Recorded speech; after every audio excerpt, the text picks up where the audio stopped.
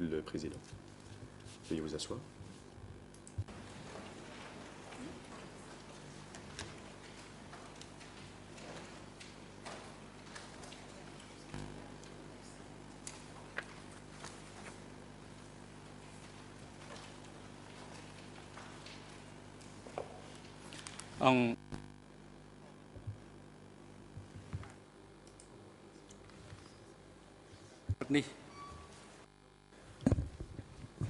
Votre signale qu'il y a un problème technique et la cabine française n'entend pas l'anglais.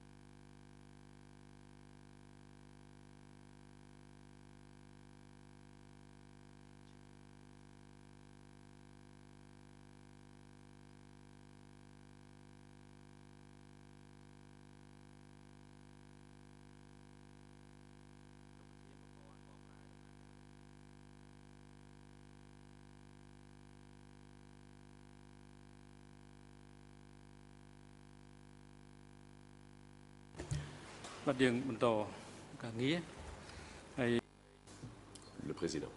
Nous pouvons reprendre.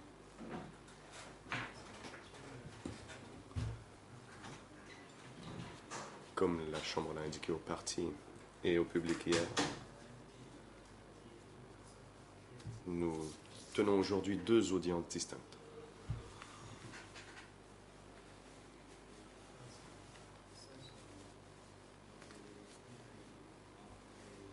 Lors de la première, nous discuterons du rapport des 2 médecins de l'hôpital de l'amitié khmero-soviétique qui soignent Ieng Sary. Ieng Sary qui y est hospitalisé depuis vendredi, le 7 septembre 2012, jusqu'à aujourd'hui. Et ce pour des raisons de santé.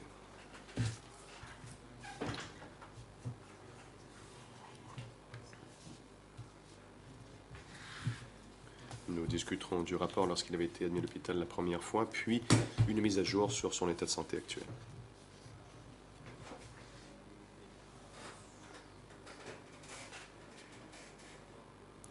Son état actuel sera discuté, voir quand il pourra sortir de l'hôpital, s'il peut sortir de l'hôpital et quand.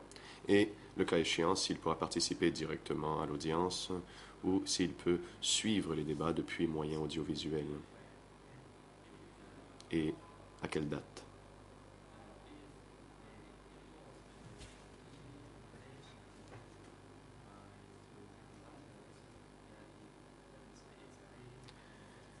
Si les médecins sont d'avis que Ieng Sari peut participer dans un avenir proche, nous pourrons entendre les experts. Si, par contre, les recommandations du médecin sont à l'effet que Ieng Sari ne pourra participer dans un avenir proche, la Chambre, en se fondant sur les recommandations du médecin soignant, choisira d'entendre la déposition d'autres témoins ou experts pour lesquels Ieng Sari a renoncé à son droit d'être présent directement. La deuxième audience servira à entendre les opinions et les présentations orales des parties sur la déposition de l'expert Philippe Short.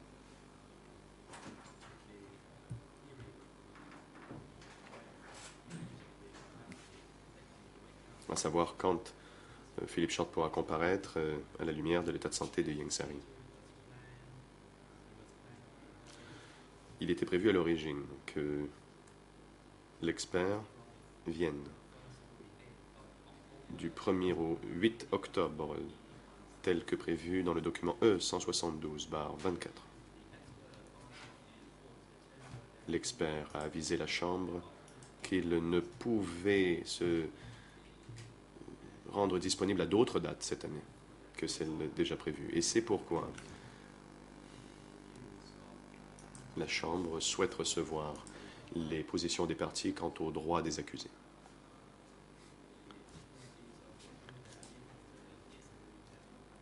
La Chambre considère que si Ieng Sari ne peut participer lors de la comparution de l'expert, son équipe de défense pourra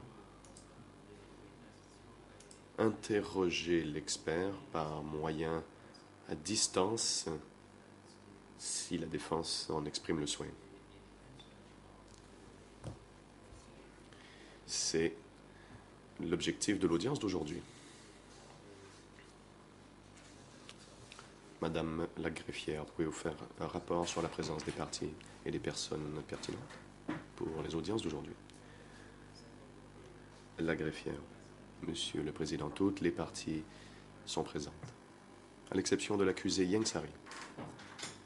Ieng Sari est absent pour des raisons de santé. Les accusés Ieng Sari, Khieu Samphan et Nguyen Chia renoncent à leur droit de participer directement au débat. Les documents de renonciation ont été remis à la Chambre par les équipes de défense. Les deux médecins qui ont été cités à comparaître par la Chambre sont présents et attendent d'être invités à déposer par la Chambre. Les deux médecins ont confirmé qu'à leur connaissance, ils n'ont aucun lien de parenté ou par alliance avec l'un quelconque, avec l'accusé Ieng Sari et l'une quelconque des parties civiles constituées dans ce dossier. Les médecins ont prêté serment ce matin. Je vous remercie. Le Président. Merci beaucoup.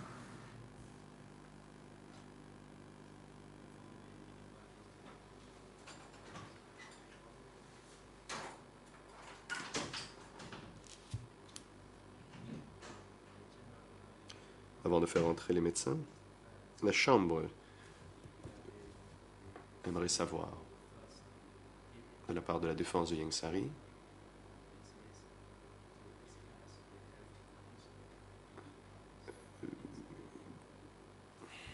sur le sujet de l'audience d'aujourd'hui, quelle est sa position? Maître Carnavas, bonjour Monsieur le Président, bonjour Madame, Messieurs les juges et bonjour à tous et toutes au prétoire et aux alentours. Nous avons discuté de cette question avec M. Ieng Sari. Il n'a bien sûr aucune préoccupation, ou du moins il n'a aucun problème à ce que l'on discute de façon publique de son état de santé. Nous sommes prêts à interroger les médecins nous-mêmes. Nous pouvons commencer, ou si la Chambre le souhaite, comme elle l'a fait dans le passé, les juges peuvent poser des questions générales, puis permettre ensuite aux parties de poser les questions de suivi qui s'imposent. Cela nous va tout aussi bien. Nous pensons que nous devons parler après la Chambre et avant l'accusation, à en donner le dernier mot en fait à l'accusation. Ou du moins, la possibilité, leur donner la possibilité de porter les précisions qu'elles jugent pertinentes. Donc, je fais la proposition suivante. Je peux prendre la parole en premier ou le siège peut parler en premier, mais c'est ainsi.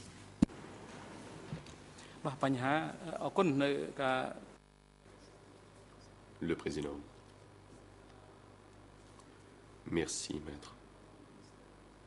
La question que l'on vous pose est que l'audience d'aujourd'hui porte sur l'état de santé de votre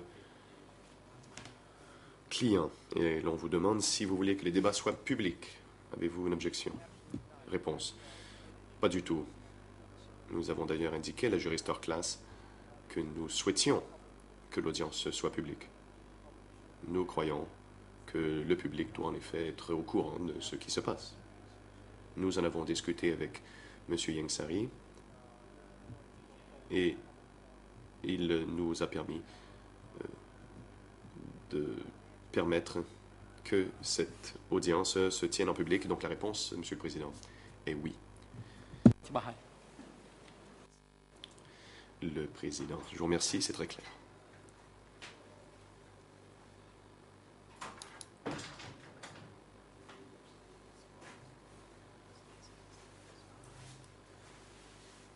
Après avoir entendu la position exprimée par la défense de Yengsari, la Chambre va tenir cette audience publique avec les médecins qui soignent Yengsari.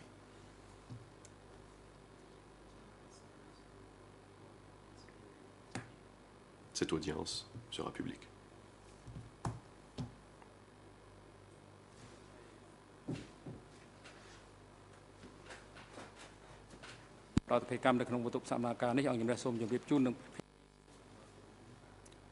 Hors de faire entrer les médecins au prétoire, la Chambre souhaite informer les parties et le public que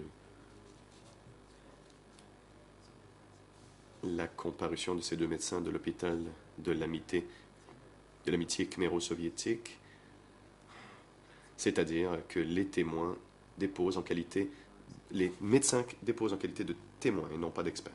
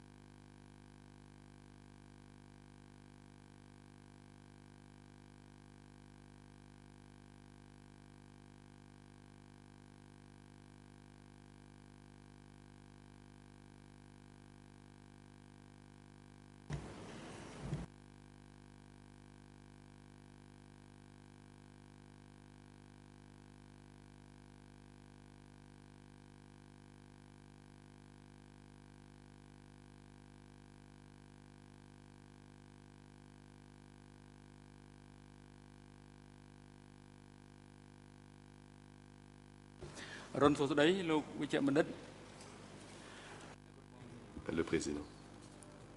Bonjour.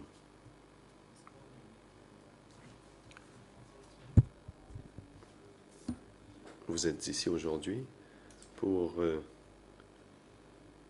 faire part de votre avis sur l'état de santé de Yengsari, hospitalisé depuis plusieurs jours à l'hôpital de l'amitié khméro-soviétique. Il est hospitalisé depuis le 7 septembre 2012. et il reçoit toujours des soins.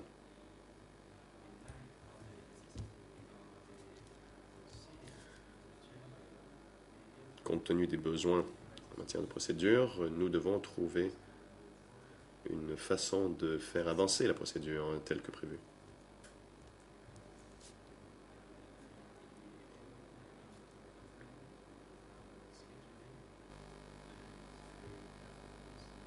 Dans l'établissement du calendrier, nous devons tenir compte de l'état de santé de Yang Sari et voir s'il est possible qu'il puisse participer au débat.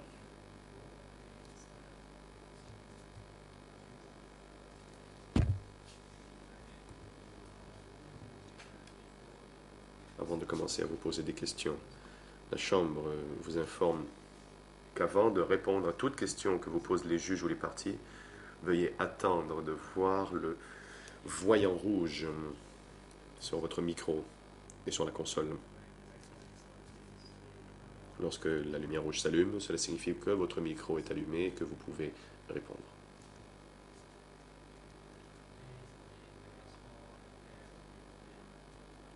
Et veuillez, je vous prie, marquer une pause entre les réponses et la prochaine question pour que les interprètes puissent suivre.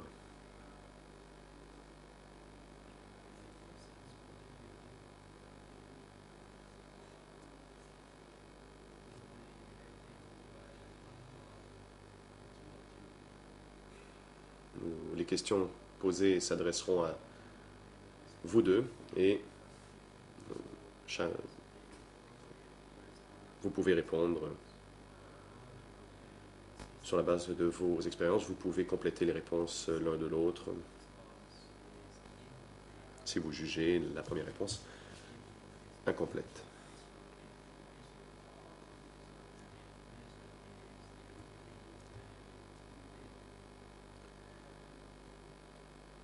De cette façon, la Chambre aura droit à des réponses claires et complètes.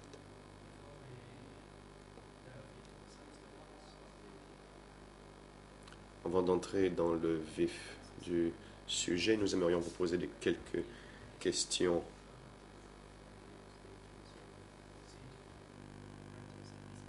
sur vos antécédents. Il s'agit en effet de la pratique dans ce procès. Docteur Lom Siwuta. La réponse. Je m'appelle Lom Siwuta.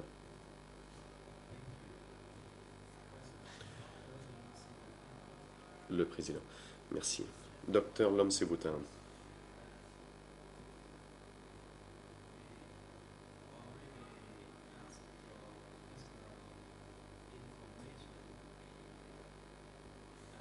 La Chambre vous a déjà demandé, ou plutôt le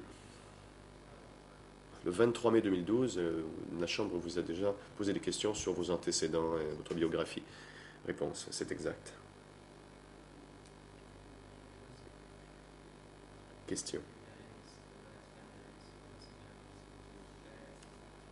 Très bien, il n'y a rien de plus à ajouter à la transcription du 23 mai 2012 sur vos antécédents professionnels.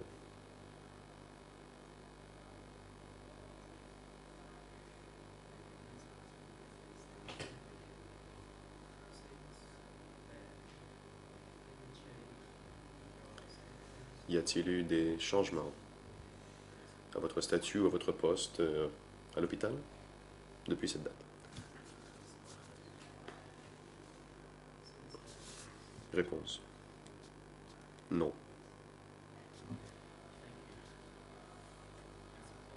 Le président. Merci. La greffière a indiqué que vous n'avez aucun lien de parenté ou par alliance avec l'accusé Yang Sari ou l'une quelconque des parties civiles. Est-ce exact? Réponse. Oui. Question. La greffière a aussi indiqué que vous aviez prêté serment. Est-ce exact? Réponse. Oui.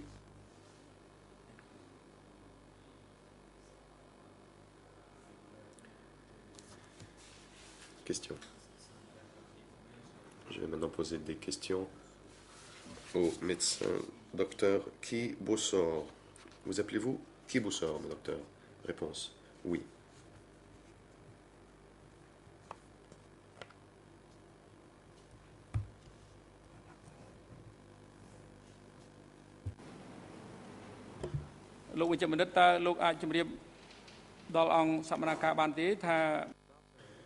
Question.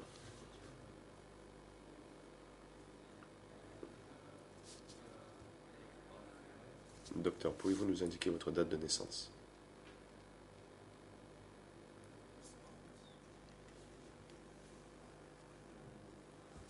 Réponse. Je suis né le 15 janvier 1955 dans dans la province de Kendall, le district de Kingsfire. Question, je vous remercie. Quelle est votre adresse? Réponse. Oui, j'habite au numéro 60,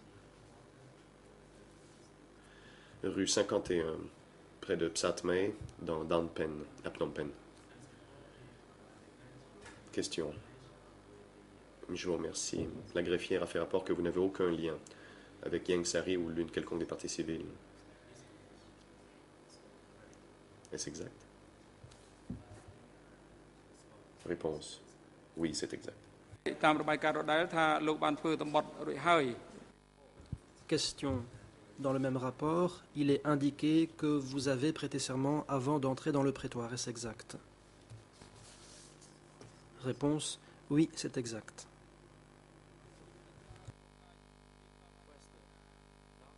Question. Docteur, pouvez-vous donner à la Chambre des indications sur votre parcours académique ainsi que sur vos activités professionnelles?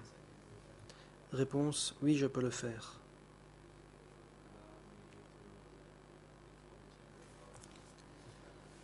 Voici brièvement mon parcours. J'ai obtenu un doctorat en 1985 à la faculté de médecine. Par la suite, je me suis spécialisé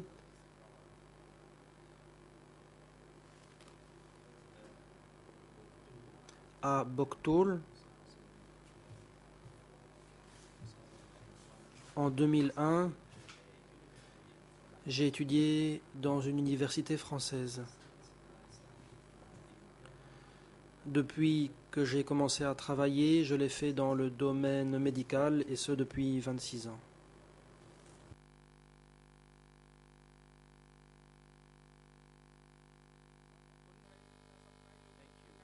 Le président.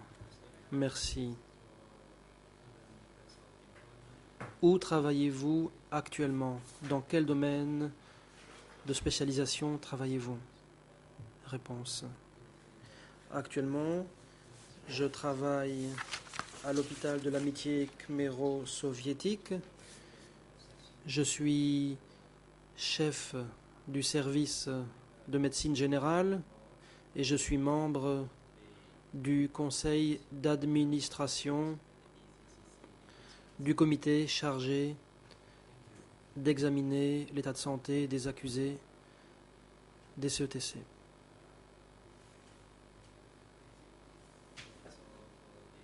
Le président.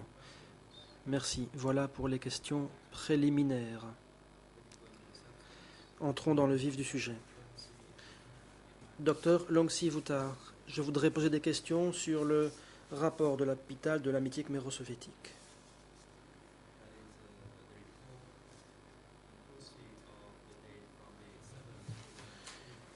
Il porte sur la période allant du 7 au 19 septembre 2012. Ce rapport a été remis à la Chambre.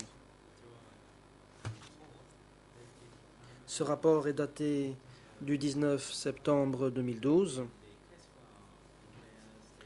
La cote en est la suivante. E11/87/2. Huissier d'audience, veuillez remettre ce document aux deux médecins et le faire afficher à l'écran.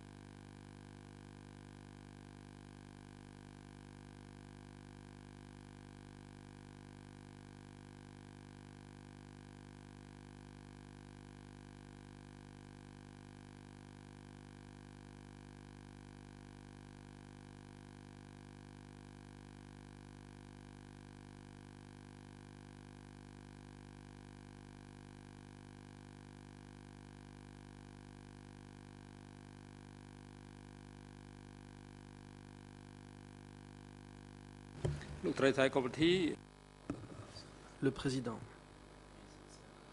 Madame Sakolvouti, pourriez-vous préparer les documents restants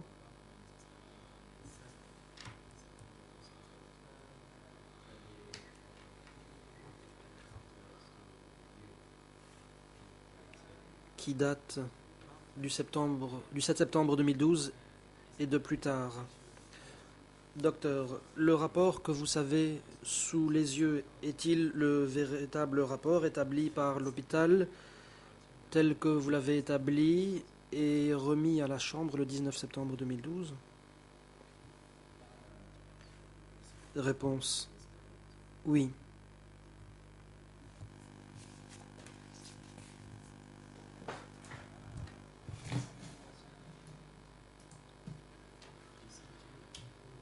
Question.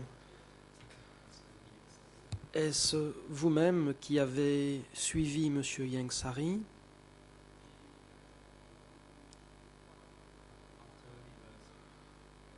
après son entrée à l'hôpital de l'amitié khméro-soviétique le 7 septembre 2012 et jusqu'à ce jour? Réponse: depuis son arrivée à l'hôpital, notre équipe de médecins, dont je fais partie, a suivi cette personne. Question. Avant son arrivée à l'hôpital le 7 septembre 2012, est-ce que vous l'aviez ausculté et traité? Réponse: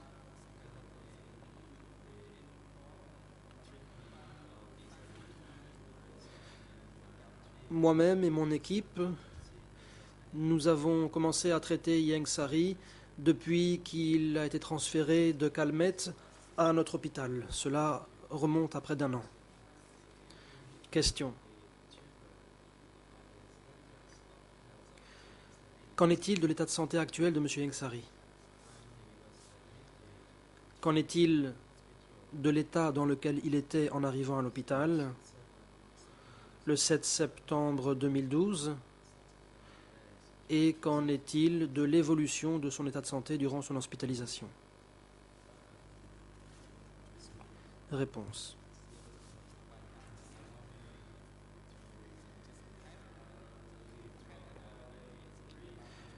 permettez-moi de vous présenter brièvement un rapport médical portant sur les raisons de l'admission de cette personne aux urgences le 7 septembre 2012. S'il a été hospitalisé, c'était en raison d'un état de malaise, c'est-à-dire qu'il était fatigué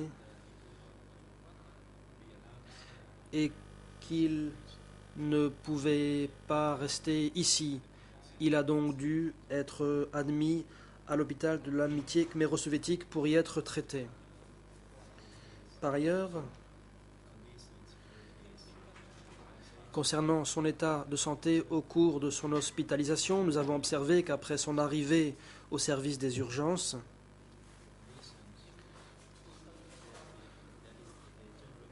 son état de santé général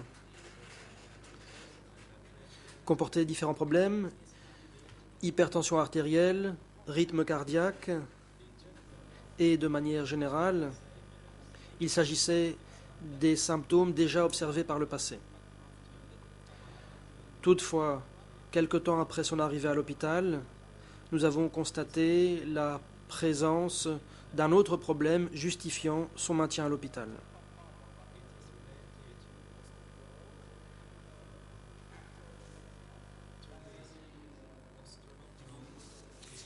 Il s'agissait d'un problème d'ostéoporose au niveau des os du cou.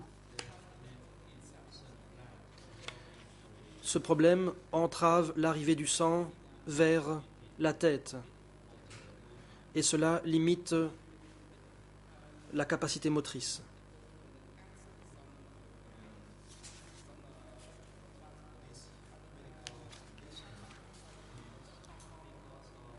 ce problème de santé est lié au fait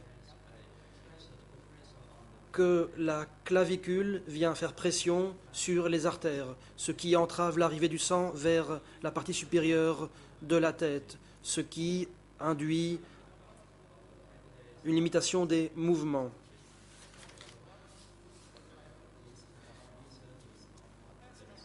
Après 10 jours d'hospitalisation, on peut considérer que son rythme cardiaque ne pose plus problème.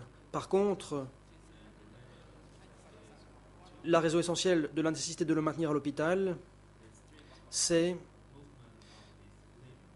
qu'il est limité dans ses mouvements et que l'arrivée du sang vers la partie supérieure de la tête se trouve entravée. Le médecin. Le président. Merci, docteur.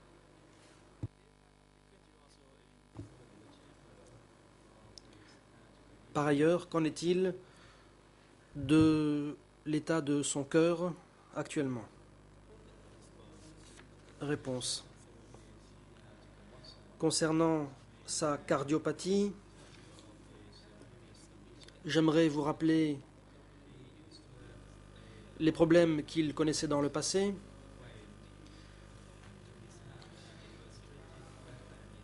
Les artères cardiaques étaient touchées. Il a été traité en 1992. Il a aussi été opéré. On lui a placé une endoprothèse et un pontage. Après ces interventions chirurgicales, et jusqu'à ce jour,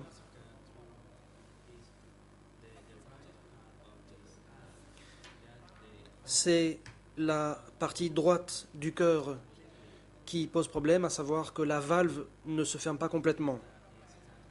Autrement dit, son cœur n'est pas dans un état normal. Sa cardiopathie a été suivie durant 1 an et l'on a constaté qu'il n'y avait pas de changement significatif au niveau du cœur. Jusqu'ici, le traitement cardiologique apporté permet de constater qu'il n'y a pas eu de dégradation ultérieure de son état.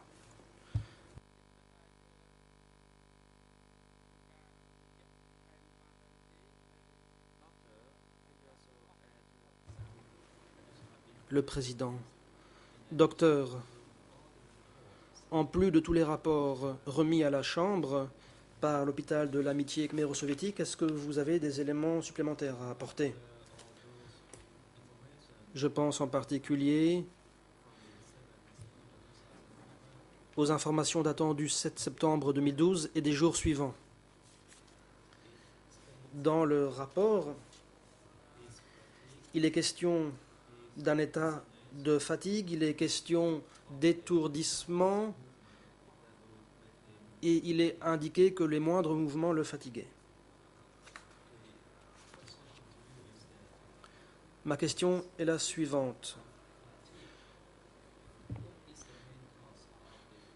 Quelle est la principale cause de ce symptôme de fatigue?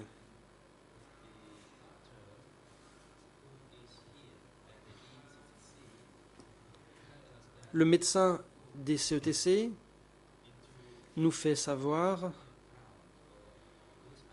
que l'intéressé ne peut pas monter des escaliers car cela provoquerait des étourdissements. Selon vous, quelle est la principale raison de cette situation? Réponse.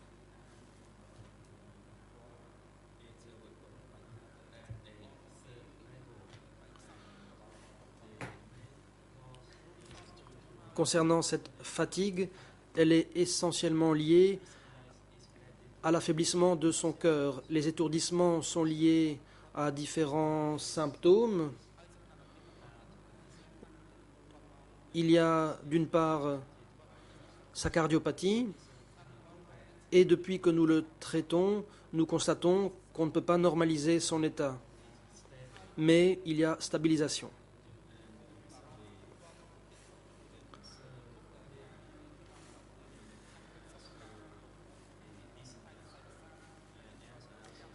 Récemment, on a constaté un problème des vertiges et nous avons demandé à des neurologues d'effectuer une scanographie de la boîte crânienne et nous avons constaté que le flux sanguin dirigé vers la partie supérieure du crâne était limité. C'est la raison d'un certain engourdissement dans ses membres. En conclusion, sa fatigue est liée à sa cardiopathie. Récemment, nous avons constaté qu'une pression était exercée sur l'artère, ce qui limitait l'arrivée du sang dans la boîte crânienne. Le président. Merci, docteur. Il y a un autre point sur lequel la Chambre aimerait connaître votre avis. Comme indiqué dans le rapport du médecin traitant et dans d'autres rapports du médecin des CETC,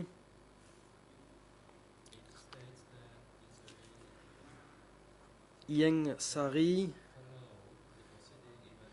ne peut pas suivre les audiences, même à distance, à cause d'une lombalgie.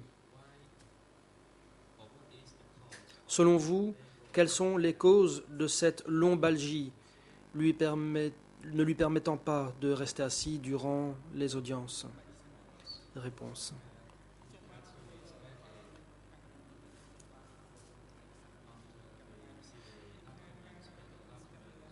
Après que nous avons reçu les rapports médicaux de l'hôpital Calmette, nous avons constaté que les scanographies effectuées par cet hôpital révélaient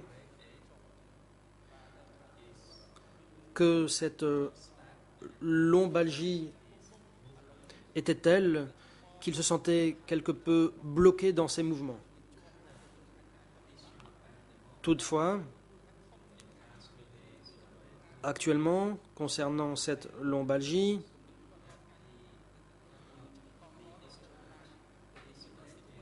la cause principale est liée à un raidissement des os du cou, ce qui provoque un engourdissement des membres ainsi que des vertiges. Auparavant, un diagnostic avait été posé uniquement concernant la partie inférieure, mais par la suite, ce diagnostic a porté également sur la partie supérieure et l'on a ainsi décelé ce problème au niveau des os du cou.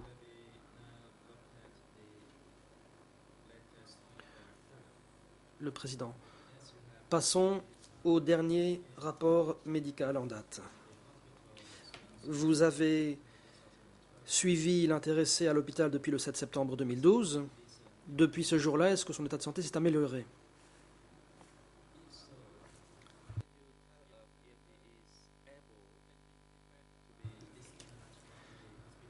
Pensez-vous qu'il puisse être autorisé à quitter l'hôpital et si oui, quand?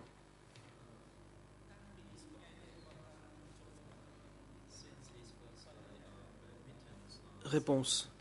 Depuis son admission à l'hôpital le 7 septembre 2012, nous avons observé, et j'ai observé personnellement, que l'état de son cœur n'était certes pas bon, mais normal. Autrement dit, son cœur fonctionne normalement. Ce qui l'empêche de quitter l'hôpital, comme je l'ai dit, c'est l'engourdissement de ses membres et le manque de sang arrivant au cerveau et dans la boîte crânienne. D'après le neurologue, la principale cause de son engourdissement et de ses vertiges, c'est la limitation de l'arrivée du sang à cause d'une pression exercée sur l'artère par les vertèbres cervicales. Nous avons envisagé d'autres options de traitement en consultant divers experts médicaux de l'hôpital. En effet, si l'on se fonde sur un traitement médical, cela prendra du temps et le succès du traitement sera limité. Par contre, si l'on opte pour l'intervention chirurgicale, afin de faciliter le passage du sang au niveau du cou, une telle possibilité pourrait être envisagée, mais d'après les experts, cela poserait de gros risques. Il y a un problème essentiel, c'est celui de sa cardiopathie. Du coup, il ne peut être anesthésié. Il y a aussi l'ostéoporose.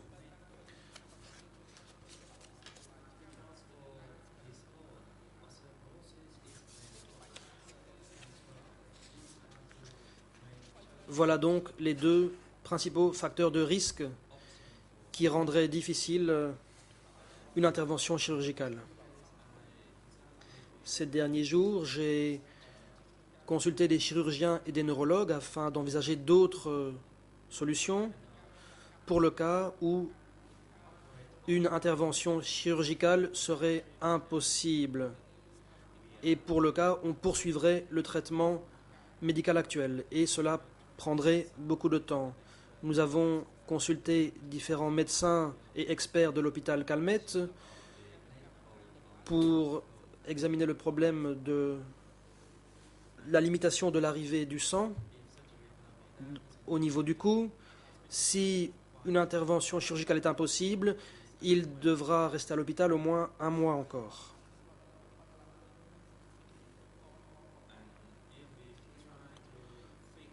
Si nous tentons de trouver une solution au problème de la pression exercée par les vertèbres cervicales sur l'artère, et si on essaie de trouver des solutions à l'ostéoporose, cela prendra aussi beaucoup de temps. Un traitement clinique prendra du temps, c'est une question de mois, et il est difficile de prédire s'il est possible d'obtenir une amélioration de son état de santé. Si nous pouvons dilater l'artère afin de réduire la pression exercée dessus, ce sera une bonne chose. Mais il existe un risque. Il faut se demander si le patient peut résister à une intervention chirurgicale. Il s'agit du problème auquel nous nous attelons actuellement. Le président, merci. Les juges ont-ils des questions à poser aux médecins? Juge Cartwright, je vous en prie. La juge Cartwright. Merci à tous les deux d'être venus aujourd'hui. Je sais que cela perturbe votre travail quotidien et je vous suis très reconnaissante d'être venus nous prêter votre assistance. Je vous suis aussi reconnaissante pour la clarté avec laquelle vous avez donné des explications, car parfois nous ne comprenons pas pleinement les rapports médicaux que nous recevons. Je n'ai donc que quelques questions supplémentaires à poser. Premièrement, vous avez dit clairement que sa cardiopathie actuelle et que les problèmes de lombalgie étaient relativement stabilisés, même si ces problèmes présentaient une certaine gravité. Est-il correct de résumer de cette façon ce que vous nous avez dit?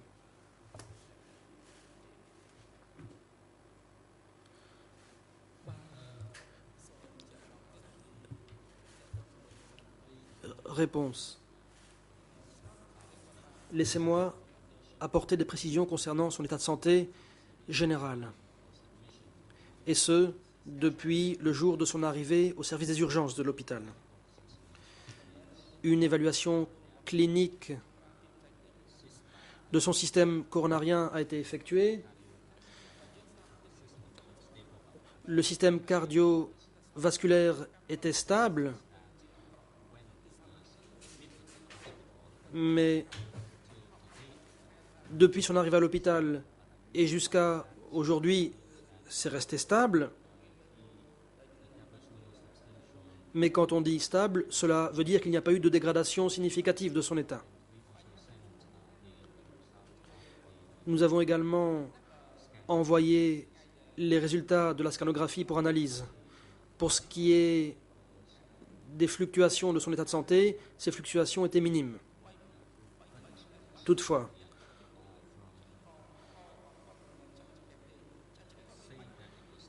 ce qui nous empêche de conclure à la stabilité de son état, c'est le problème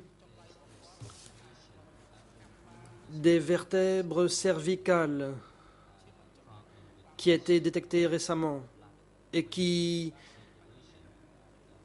produit une réduction du passage du sang vers le cerveau.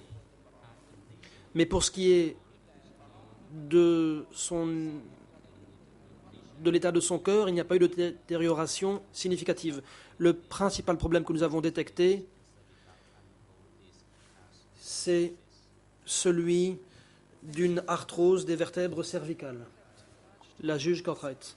Merci. Dans une grande mesure, vous avez déjà répondu à la question suivante, à savoir que le problème du manque d'arrivée de sang dans la tête a été découvert tout récemment seulement. Et cela n'aurait pas été possible sans examen neurologique, y compris une scanographie. Est-ce exact?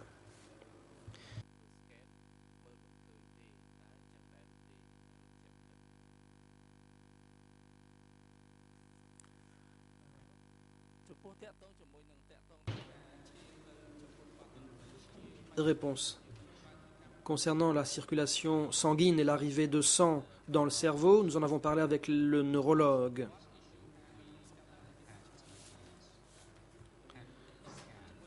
Une scanographie cérébrale a été effectuée. Nous avons constaté également la présence d'ostéoporose diffuse.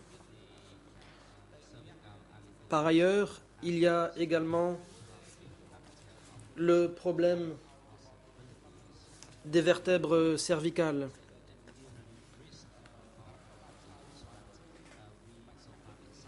Nous avons consulté différents spécialistes et on a conclu qu'une intervention chirurgicale était l'une des options pour remédier à ce problème des vertèbres cervicales. Et ceci était lié également au syndrome d'insuffisance vertébro-basilaire. La juge Cartwright, nous avons entendu vos explications. Vous évoquez une intervention chirurgicale et vous avez dit clairement que cela comportait des risques qui étaient supérieurs aux risques que présentaient généralement les interventions chirurgicales, et ce en raison du problème cardiaque de Yangsari et probablement également à cause de ses problèmes orthopédiques.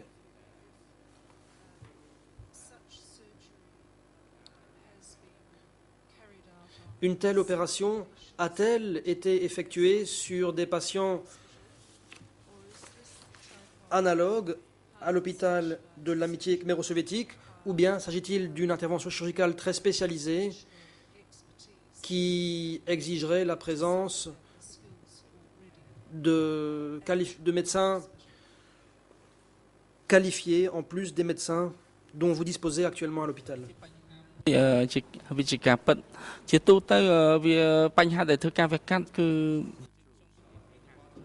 Réponse. En effet, s'il devait subir une opération, il faudrait penser à plusieurs options. Il faudrait consulter tant les neurologues que l'anesthésiste. Selon mon opinion professionnelle, je ne recommande pas d'intervention chirurgicale à ce moment-ci. Il est possible que ce soit une option, mais si l'on tient compte de l'état fragile de sa santé, une intervention chirurgicale comporte de gros risques. Je consulte actuellement d'autres spécialistes, des neurologues, entre autres, pour voir si cela est réalisable. C'est la difficulté principale à laquelle nous sommes confrontés. Quant au caractère, quant à cette spécialisation, notre spécialiste à l'hôpital est présentement à l'étranger sur cette question et c'est pourquoi nous consultons avec d'autres spécialistes. Et sur le sujet toujours de cette intervention chirurgicale, il faut étudier d'autres solutions de rechange pour déterminer laquelle est la plus réalisable compte tenu des conditions actuelles. La juge.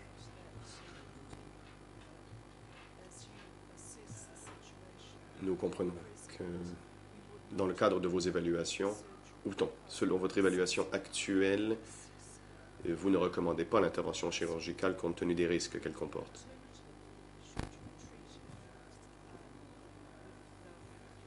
Une autre piste,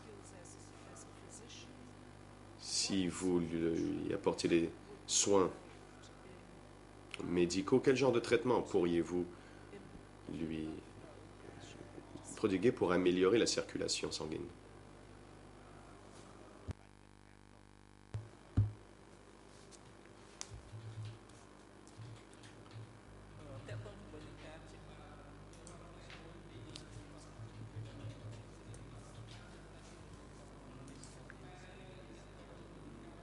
Sur le sujet des traitements, Yangsari est toujours aux soins d'urgence à l'hôpital.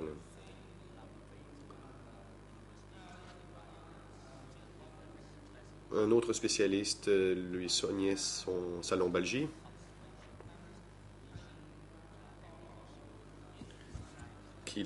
Et lui a prescrit certains médicaments pour stabiliser son état.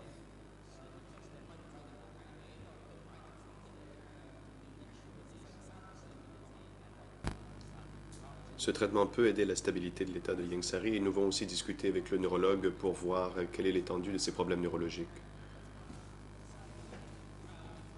À présent, nous l'avons examiné à plusieurs reprises aux soins intensifs et aussi avec un spécialiste français qui est en mission de consultation auprès de notre hôpital.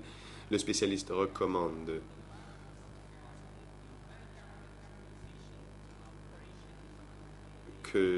ou plutôt est d'avis que les médicaments auraient un impact minimal sur son état, qu'une opération chirurgicale est possible, mais qu'il faut tenir compte de son état de santé fragile, et cela comporte donc de gros risques.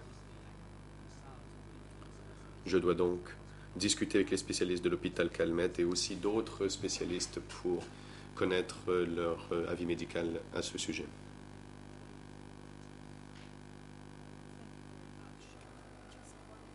La juge. Je vous remercie beaucoup. Dernier point. La Chambre a désigné des experts médicaux pour examiner Yang Tirette. On lui aura aussi demandé d'examiner Yangsari.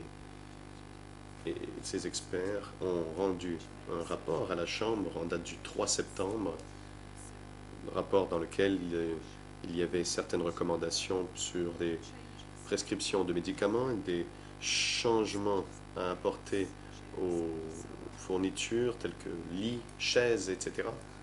Avez-vous eu la possibilité de lire ce rapport dont je vous parle?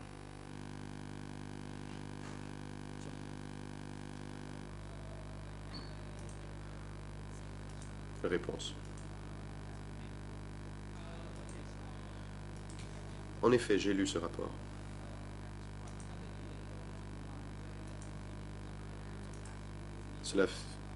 Nous en tenons compte dans le traitement que nous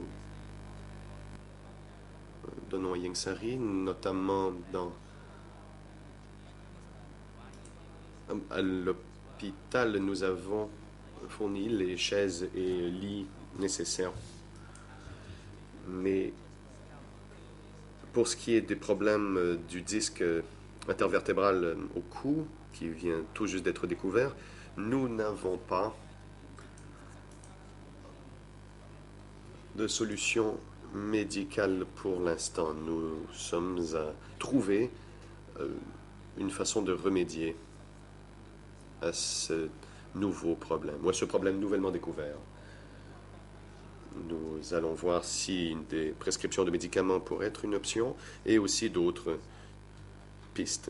Nous devons consulter les spécialistes et les neurologues pour déterminer des recommandations en matière de traitement. La juge. Je sais bien que le rapport des experts avait été rédigé avant que l'on diagnostique une insuffisance sanguine à la boîte crânienne.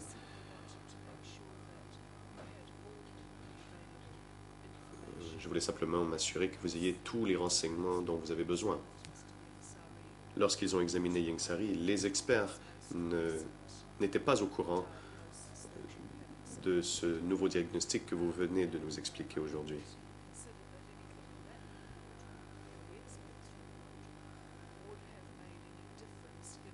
Et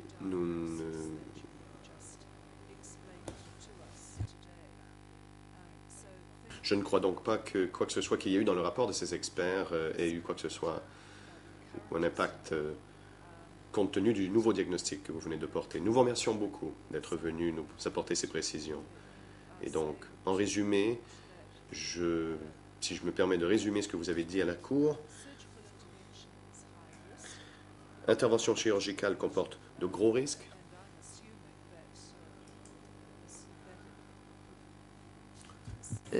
It would be successful, but he would still need a Qu'elle pourrait être réussie, mais qu'il comporterait une période de convalescence très longue.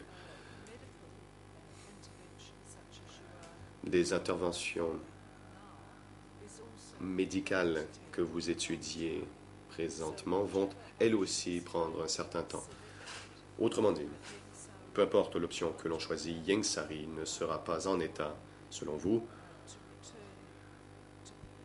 de revenir participer au procès dans le prétoire ou dans la cellule de détention temporaire du tribunal pour un bon moment. Cela, résumé fidèle de ce que vous venez de nous dire.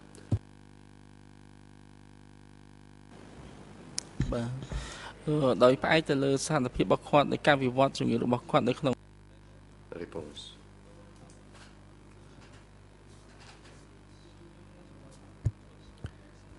Oui.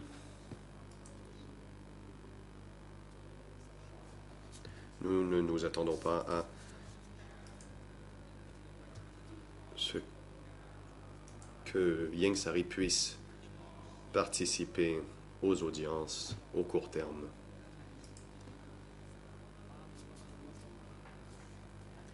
Il a des difficultés à bouger le cou. Et son état empirera s'il doit se déplacer beaucoup, par exemple s'il doit monter ou descendre les escaliers. Donc nous devons le garder à l'unité des soins intensifs et nous sommes d'avis qu'il doit y demeurer pour un certain moment encore. Mais nous allons consulter d'autres spécialistes pour trouver des solutions de rechange pour nous assurer qu'il puisse revenir au centre de détention du tribunal le plus tôt possible. Nous allons donc explorer plusieurs pistes pour qu'il reçoive le traitement idéal pour son état actuel, la juge. Merci beaucoup à vous deux, Monsieur le Président. Je n'ai plus de questions.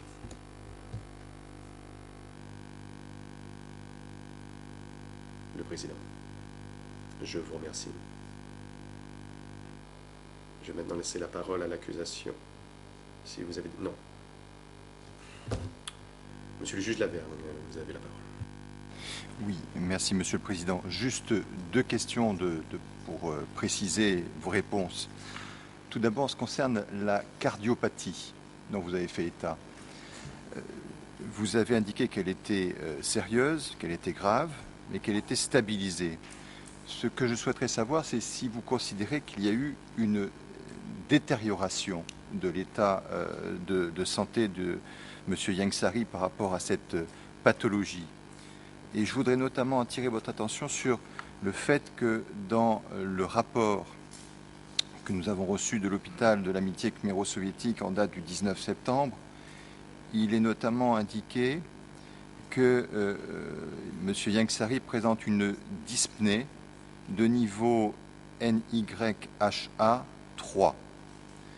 Donc, est-ce que vous pourriez expliquer ce que veut dire une dyspnée de niveau NYHA 3 et est-ce que cette constatation va plutôt dans le sens d'une détérioration également de cette pathologie cardiaque?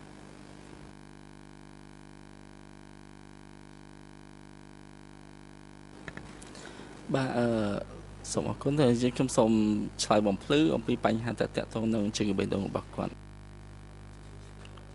Une réponse. Merci beaucoup. Donc, sur le sujet de sa cardiopathie, si l'on regarde les résultats de notre évaluation clinique, je peux vous dire que si l'on compare l'évaluation clinique de sa cardiopathie d'après un électrocardiogramme, nous n'avons pas noté d'évolution particulière, mais il souffre de complications cardiovasculaires.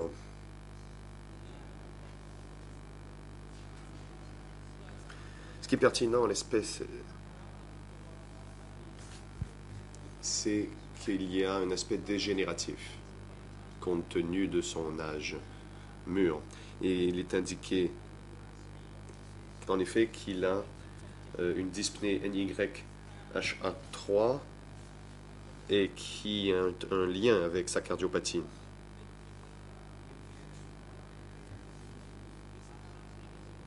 Comparons avec le rapport d'il y a 6 mois et des fonctions cardiovasculaires, il n'y a pas eu de détérioration. Nous pouvons dire toutefois que son état en la matière est stable. Mais nous sommes inquiets. Mais ce qui nous préoccupe le plus, c'est la question du disque le disque au cou. Pour être sûr d'être bien compris par tout le monde, est-ce qu'on peut dire qu'une dyspnée de niveau 3 correspond à un état où le patient a un essoufflement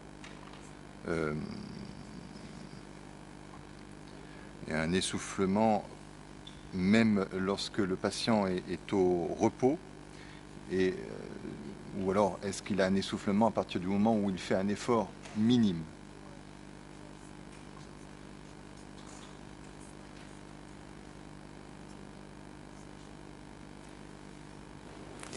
ចំពោះយើងនិយាយថា evaluation ទៅវាតម្លៃទៅលើនេះ5កម្រិត3គឺថាបើសិនចូលដល់ក្នុងកម្រិត3អ្នកជំងឺនិយាយទៅថាបើសិនជាគាត់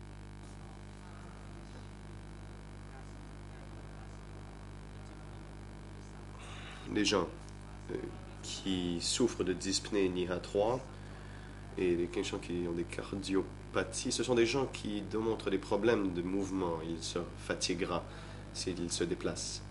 Le moindre mouvement peut l'épuiser.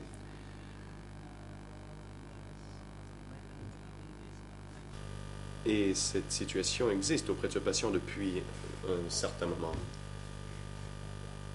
Son état est stable, mais comme je l'ai dit, en plus de ces maladies actuelles, il y a le nouveau problème, c'est-à-dire le disque intervertébral cervical.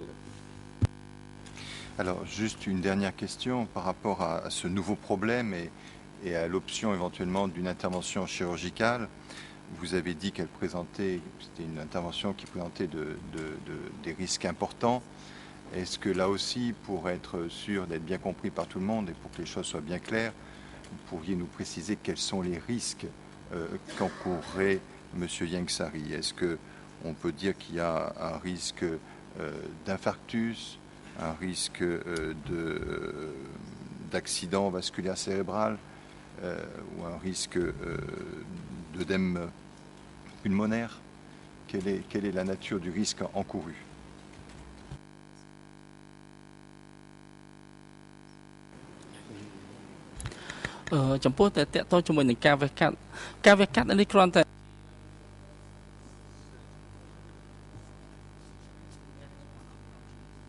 L'intervention chirurgicale est bien sûr une des options.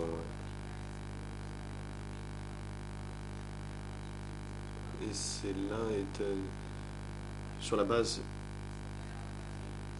de l'avis des professionnels. En fait, pour dilater la partie en question dans le cou, il faut procéder à une chirurgie.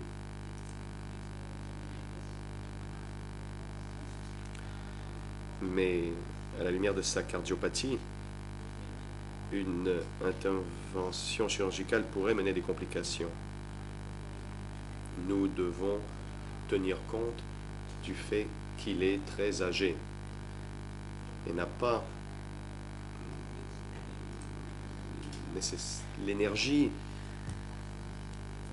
nécessaire pour supporter une chirurgie, notamment l'anesthésie.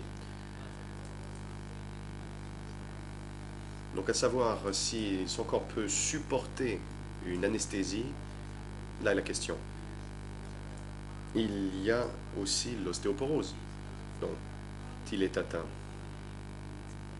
Car quand bien même nous parvenons à dilater le disque cervical, nous ne savons pas s'il pouvait y avoir des complications, des effets secondaires sur ces autres maladies. C'est pourquoi j'ai dit dès le début que c'est une option parmi plusieurs. Nous allons devoir explorer toutes les pistes pour voir laquelle aurait le moins d'incidence sur son état de santé. Nous comprenons qu'en raison de sa cardiopathie, il est assez vulnérable et c'est pourquoi nous devons tenir compte de chaque effet secondaire possible d'une intervention chirurgicale. Je vous remercie beaucoup pour toutes ces précisions.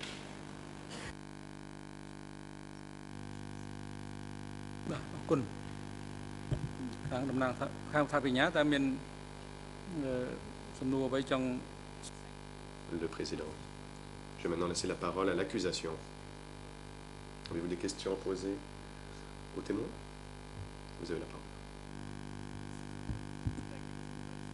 Le procureur. Merci, Monsieur le Président. Nous avons en effet des questions à poser aux médecins. Maître Carnavas a demandé à pouvoir poser ces questions en premier.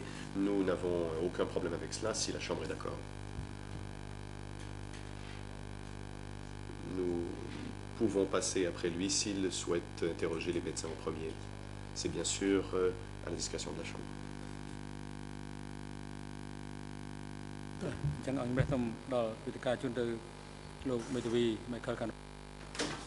Le Président. La Chambre laisse maintenant la parole à Maître Carnavas. Défense de Yang Sari. Vous avez la parole. Maître Carnavas. Merci beaucoup, Monsieur le Président. Et j'aimerais remercier les bureaux des coprocureurs de me permettre de poser les questions en premier. Je serai bref. Docteur, ce que je comprends, c'est que le cerveau de Yang Sari ne reçoit pas assez d'oxygène. Et cela limite sa mobilité et donne lieu à des étourdissements. Ai-je bien compris?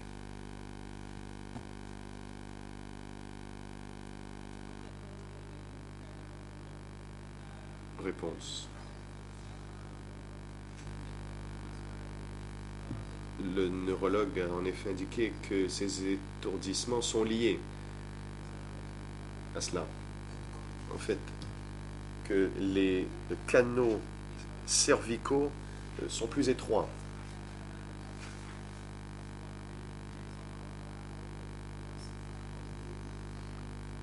Si les vaisseaux du cou sont plus étroits, cela a un effet sur les veines et ce qui mène à des engourdissements des membres. Quant à ces étourdissements, Cela est lié à son hypertension artérielle et sa cardiopathie. J'ai lu le rapport des médecins qui l'ont examiné.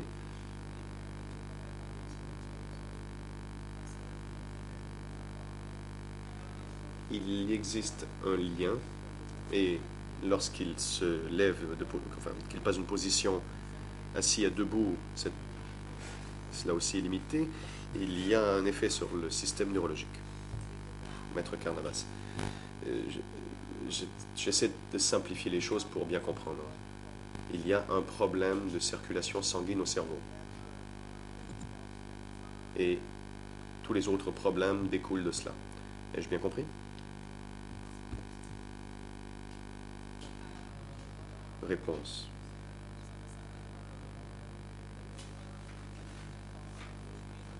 Selon le neurologue, les vaisseaux cervicaux sont trop étroits et cela limite la circulation sanguine à sa boîte crânienne. Mais ce n'est pas un risque immédiat, mais peut évoluer et ce pourrait devenir plus préoccupant. Question. Je vous remercie. Je vais y aller étape par étape. J'ai compris ce que vous avez dit, mais je veux m'assurer que ce soit en langage assez simple pour que j'ai bien compris. Donc, s'il y a insuffisance de la circulation sanguine à la boîte crânienne, peut-on en conclure que le cerveau ne reçoit pas assez d'oxygène pour bien fonctionner?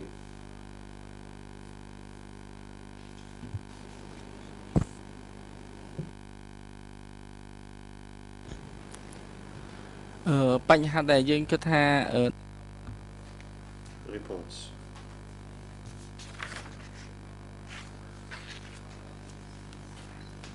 S'il y a insuffisance sanguine, en fait, ce n'est pas encore le cas.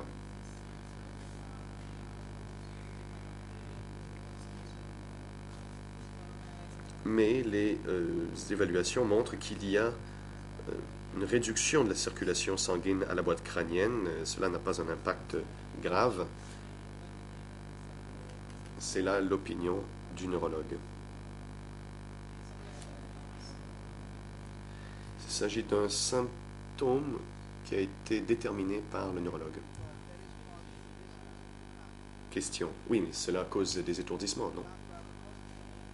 Docteur, j'apprécierais que vous m'écoutiez plutôt que de mener une conversation avec votre voisin.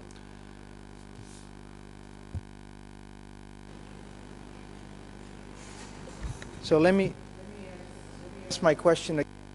Bon, j'aimerais poser ma question une fois de plus.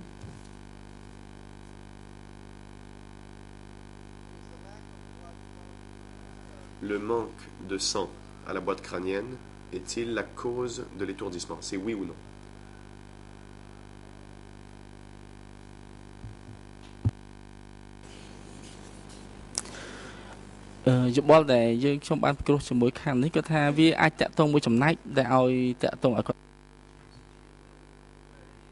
Les réponses. D'après les discussions que nous avons avec le neurologue, cela joue un rôle.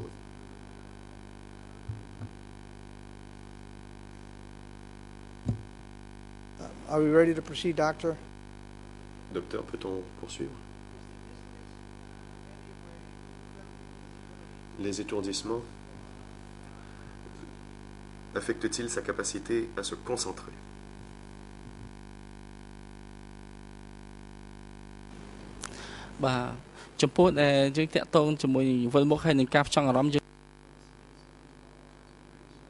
Réponse. Pour le lien entre la concentration et les étourdissements, je ne peux me prononcer. Jusqu'à tout récemment, et notamment même dans le rapport des médecins qui l'ont examiné, il n'y a pas de preuve d'un tel lien. Il faut un expert neurologue qui donnerait une telle opinion médicale. Le rapport du psychologue indique qu'il n'y a pas d'impact psychologique sur lui pour l'instant. Question. Vous l'examinez depuis un certain temps. Parlons des 10 derniers jours, je vous prie. Cela fait 1h25 que nous sommes ici au prétoire. D'après ce que vous avez observé dans l'état de Ieng Sary, aurait-il été capable de se concentrer et de répondre à des questions comme celles auxquelles vous avez répondu pendant autant de temps?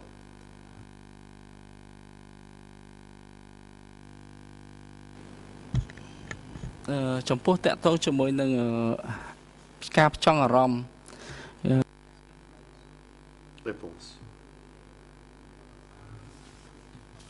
Nous ne pouvons évaluer sa concentration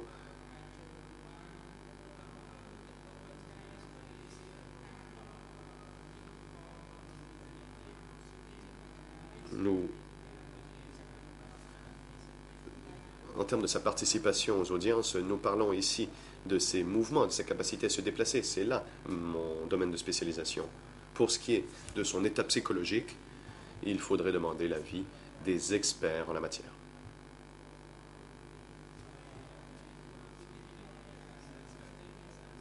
Je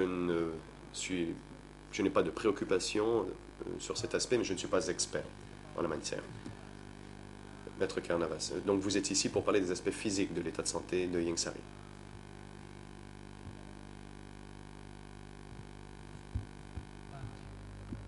Réponse. Oui, c'est exact. Car je n'ai pas les compétences pour évaluer son état mental. La raison pour laquelle il ne peut quitter l'hôpital et qu'il ne peut participer à l'audience, au point de vue physique, voilà mon domaine de compétence. Pour ce qui est de son état mental, cela n'est pas de mon ressort. Question. Je vous remercie. À la dernière page de votre rapport, j'ai remarqué qu'il y a 17 types de médicaments prescrits que vous et vos collègues donnent à Ieng Sary quotidiennement. Le voyez-vous?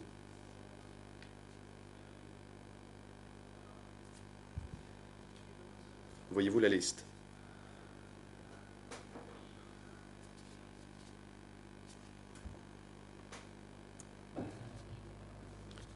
Réponse. Oui. Question. Sur ces 17 médicaments,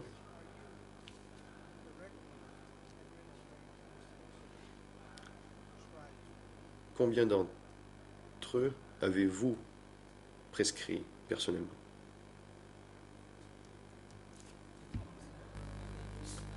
Réponse.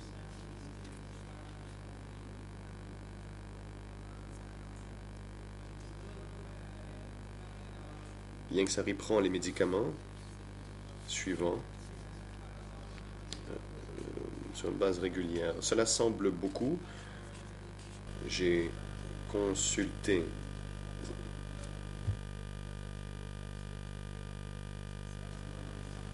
il y a quelques médicaments pour son état, enfin pour le problème cervical.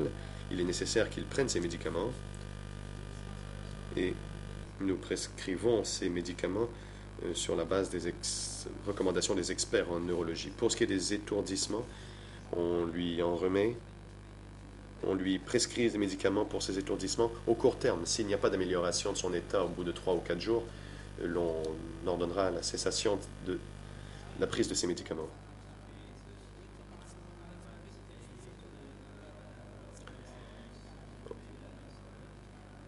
Il est une personne assez âgée, il prend beaucoup de médicaments. J'ai consulté plusieurs reprises mes collègues à ce sujet. Et nous faisons notre mieux pour ne lui prescrire que les seuls médicaments dont il a besoin. Seuls les médicaments nécessaires et les médicaments pour l'étourdissement cesseront aujourd'hui. Question. Merci, docteur. Sur les 17, pouvez-vous dire lesquels vous avez prescrits à Ieng Sary pour que l'on sache lesquels vous n'avez pas prescrits?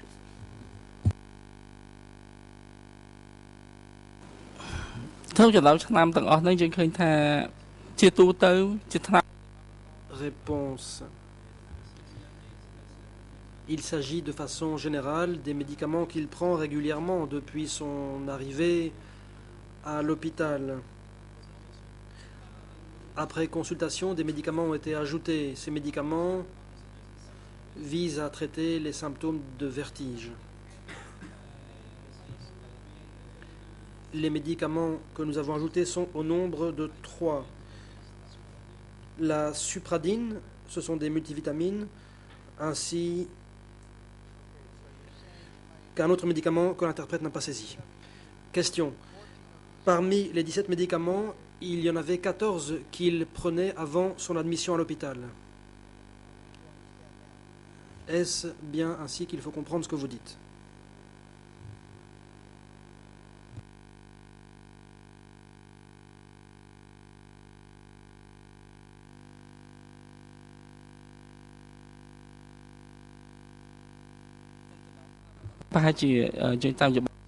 Réponse. Je ne me souviens pas exactement, mais il s'agit de médicaments qu'il prenait auparavant. Question. Cela inclut par exemple la codéine, le numéro 16 dans la liste, n'est-ce pas?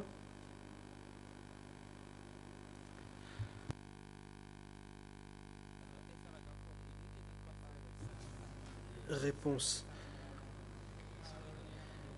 Il prend depuis un certain temps l'efferalgan codéine.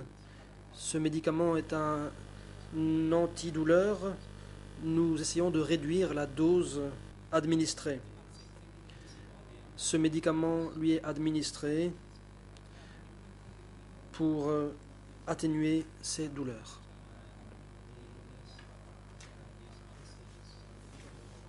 Il prend ce médicament depuis un certain temps. Question. Vous dites qu'on a effectué une scanographie. Nous savons qu'il a été admis à l'hôpital le 7 septembre, au service d'urgence. À quel moment la scanographie a-t-elle été effectuée? À quelle date?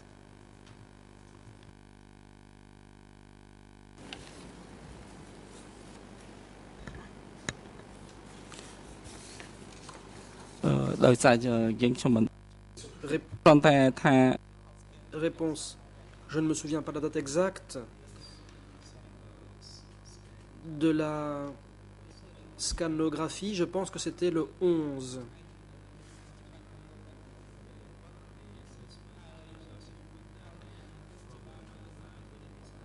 Notre évaluation initiale était que le problème principal était lié au cœur, mais par la suite nous avons constaté la stabilité de son état de santé cardiologique, raison pour laquelle le 11 nous avons procédé à une scanographie cervicale. Question. C'était donc 5 jours après son arrivée au service d'urgence de votre hôpital.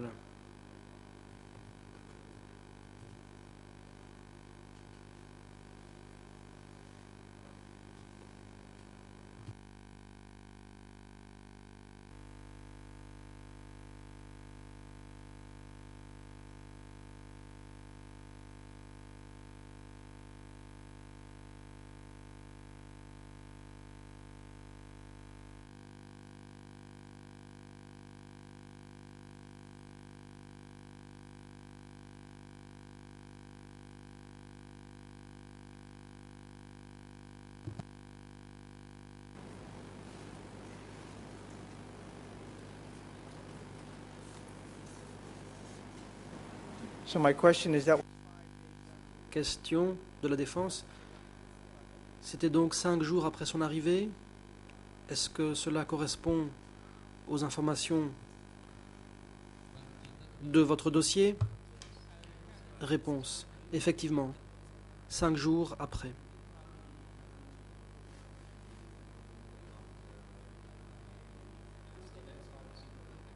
Nous avons demandé à un expert de l'examiner et nous avons envisagé d'autres pistes, raison pour laquelle nous avons décidé de procéder à une scanographie cervicale. Les scanographies précédentes portaient sur la colonne vertébrale, mais on n'a pas pu établir de lien avec la fatigue, l'engourdissement et les vertiges. L'engourdissement était le dernier symptôme constaté et après une première évaluation, nous avons décidé de procéder à une scanographie cervicale. Question.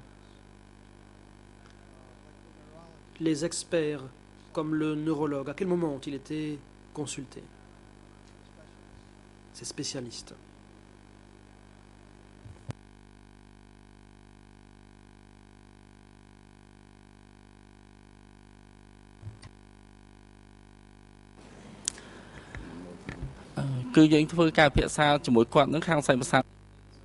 Réponse.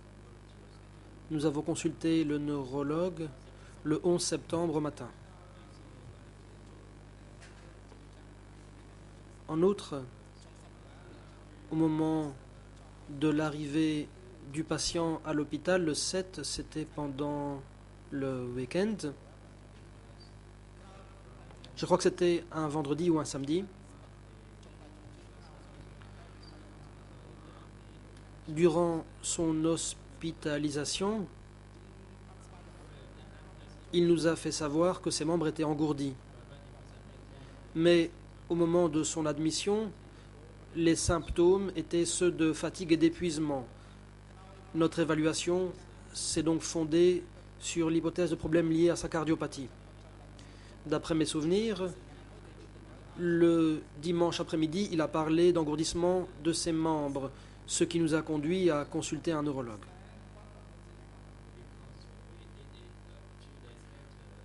Nous l'avons fait quelques jours plus tard,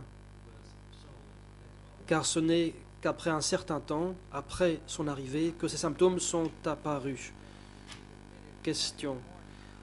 Il a été admis à l'hôpital le vendredi matin, car en gros, il ne pouvait plus utiliser ses jambes. Donc, on peut penser que tout le monde a pu constater un engourdissement. Est-ce que vous-même l'avez vu vendredi, samedi ou dimanche?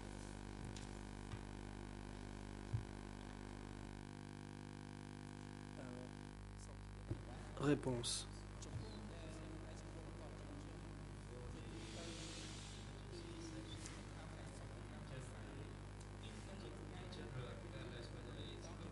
En général, que ce soit un jour de semaine ou un week-end,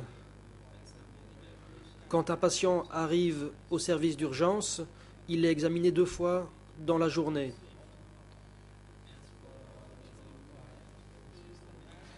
Dans le cas de votre client, M. Yengsari, je l'ai examiné chaque jour et chaque jour, j'ai établi un rapport à l'intention du groupe de médecins traitants. Un rapport quotidien a en effet été établi. Nous essayons de trouver une solution.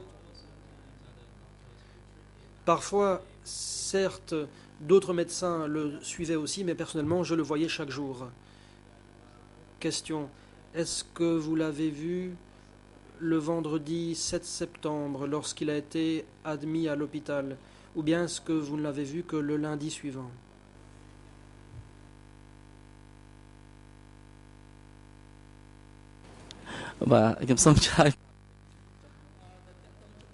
Réponse. Le jour de son arrivée à l'hôpital, le docteur Tom Hong l'a envoyé au service d'urgence. Ce jour-là, j'ai personnellement reçu le dossier du docteur Tom Hong, après quoi il est retourné au CETC. Je l'ai reçu personnellement. Question. Après la scanographie, je suppose que c'est vous-même qui étiez le principal médecin chargé de le suivre, aux côtés bien sûr des autres membres de l'équipe. Vous avez eu l'occasion de vous entretenir avec le neurologue et de prendre connaissance des résultats de la scanographie. Est-ce exact?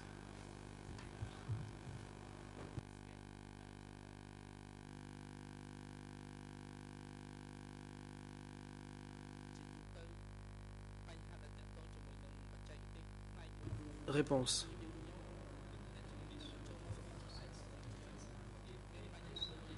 Si un patient est admis dans mon service, comme ça a été le cas de M. Yengsari, ce n'est pas moi qui procède à une évaluation. Je lis tous les rapports, j'examine le patient au moins une fois par jour et ensuite je fais rapport à l'intention du groupe technique et des spécialistes concernés afin de pouvoir tirer des conclusions communes.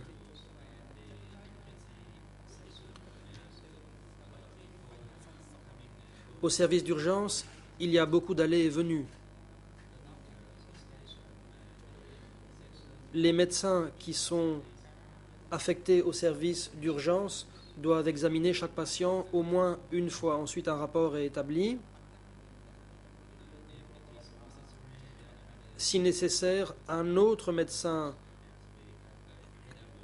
examine ce patient lorsqu'il y a un changement